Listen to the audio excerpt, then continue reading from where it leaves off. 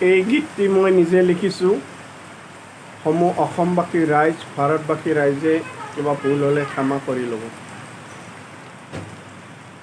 মাঘৰ বিহু অসমীয়াৰ অহিৰা অতি মৰমৰ, অহিৰা অতি মৰমৰ।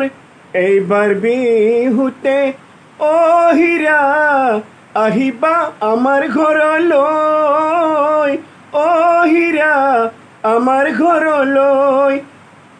মাঘৰ বিহু অসমীয়াৰ অহিৰা অতি মৰমৰ, অহিৰা অতি মৰমৰ।